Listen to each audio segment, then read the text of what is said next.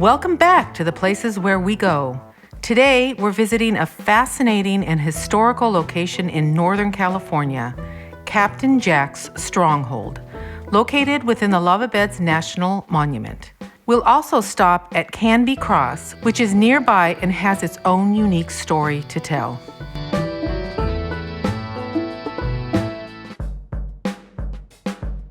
This visit gave us a glimpse into the history of the Modoc War, a conflict between the Modoc people and the U.S. Army in the 1870s. Our first stop is Captain Jacks Stronghold. This is where the Modoc leader, Captain Jack, and his small band of warriors held off the U.S. Army during the Modoc War of 1872 and 1873. It's hard to believe that this rugged lava terrain provided shelter and strategic advantage for just around 60 Modoc warriors. Well, it starts out with an Indian attack, and then they give that a reason. The U.S. gives it a reason to go in and forcefully attack the Indian tribes. We arrived at the trailhead and learned we were standing by a spot that was the shoreline of Tulelake in 1872. The signage at the start of the trailhead described the conflict of 1872. Recommendations about the Modocs were approved, and a directive was issued that said to remove them to the Klamath Reservation peaceably if you possibly can, but forcibly if you must. You will exercise your discretion about making arrests of the leaders, avoiding any unnecessary violence, or resorting to extreme measures. The U.S. Army garrison's task was to bring the Modocs and their leader, Captain Jack, back to the reservation. His refusal started the Modoc War in the fall of 1872. In early December, about 60 Modoc warriors retreated with their families to the lava formations just south of here. The jagged landscape formed a natural fortress where the Modocs withstood two major army assaults. However, after the army severed their access to water at Tulelake, the Modocs were forced from their positions in April 1873. The area has since been called Captain Jacks Stronghold.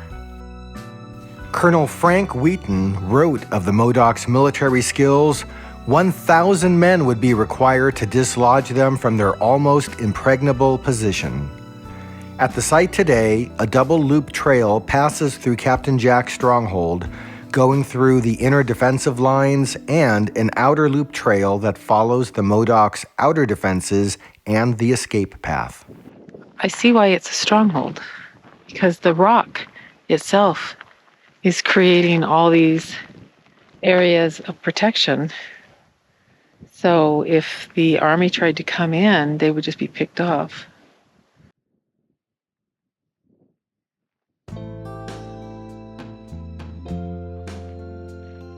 The Stronghold is a natural lava fortress, and you will see that it is filled with lava tubes, trenches, and caverns that the Modoc used for defense. They were outnumbered and outgunned, but this volcanic landscape gave them an incredible advantage. They managed to hold off nearly 1,000 U.S. soldiers for months.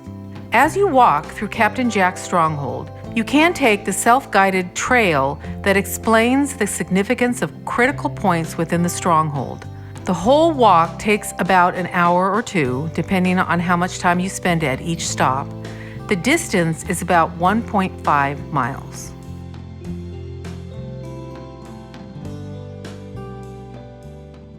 Oh, you messed up my shot. Hey, You're dead. I was being all cinematic here. And that's how they did it, huh? That's how they did it. That's how they did it. Yeah. See? Wow. Okay.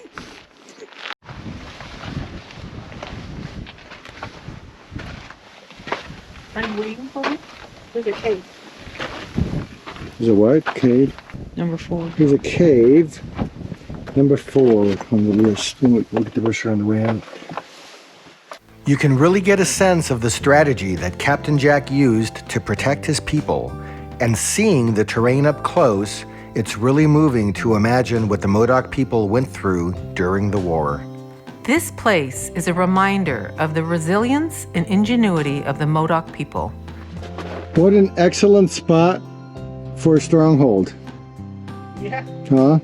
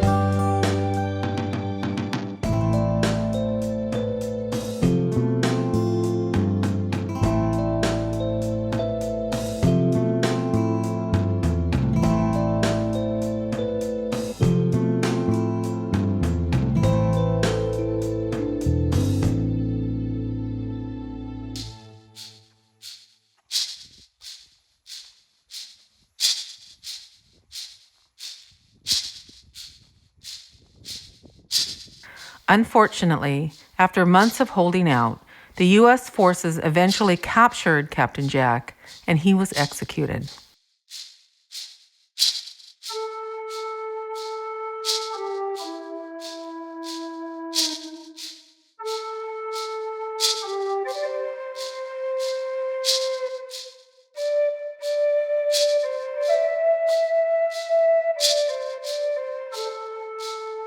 When you visit, you may see prayer ribbons and sage offerings hanging on the medicine pole near the junction of the two trails, signifying the continuing importance of this special place.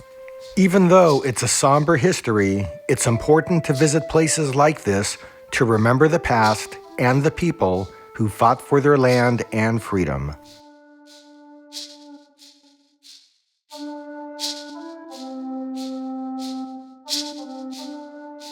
I found a vertebrae of a very, very large animal.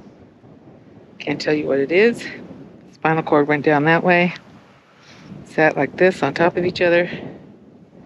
This way, actually. Top. So the spinal cord things? Okay, and they set on. This is the top. Yeah. And then the vertebrae would stack.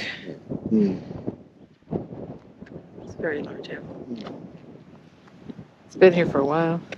So, this is something you leave because if it's a find, which it probably isn't, but if it's a find for somebody that knows exactly what it's about, you want to leave it in the spot that you picked it up in. Put it back.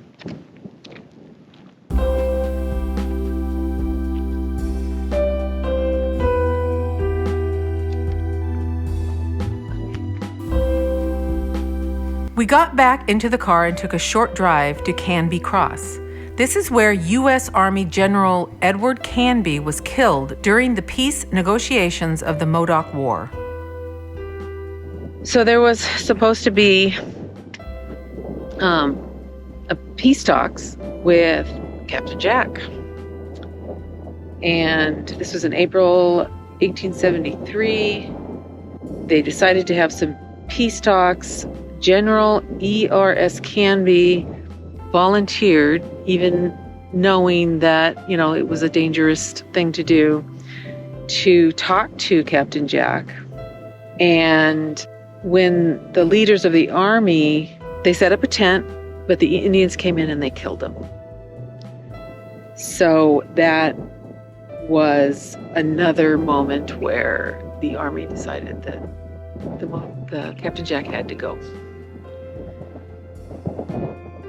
The area around Canby Cross is peaceful today, but the marker is a reminder of how tense things were during the war. You can easily spend about 15 to 20 minutes here to take in the history and reflect on the events that took place. The wooden cross at this site is a replica of an original erected by a U.S. soldier in 1882 just 9 years after the event. Some of the very same troops Canby commanded here in the lava beds were still fighting other Indian wars, and public interest and emotion about such conflicts ran high.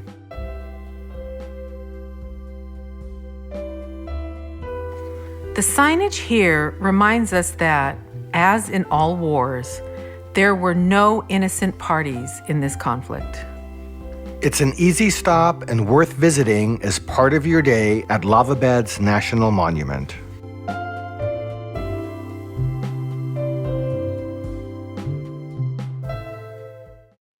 So, how long should you plan for this trip? Visiting Captain Jacks Stronghold will likely take 1 to 2 hours, and Canby Cross is a quick stop, about 15 minutes. But if you're like us and enjoy immersing yourself in the history and natural beauty, you could easily spend half a day exploring this area. Lava Beds National Monument also has much more to offer: lava tube caves to explore, hikes, and incredible volcanic scenery. So if you're in the area, plan to spend a full day or 2 here to see everything. We hope this video has inspired you to visit Captain Jacks Stronghold and Canby Cross. It's a powerful historical experience set in one of the most unique landscapes you'll find in Northern California. As always, thanks for joining us on The Places Where We Go. Don't forget to like, subscribe, and hit the notification bell so you never miss a future episode. Until next time, happy travels, and we hope to see you at the places where we go.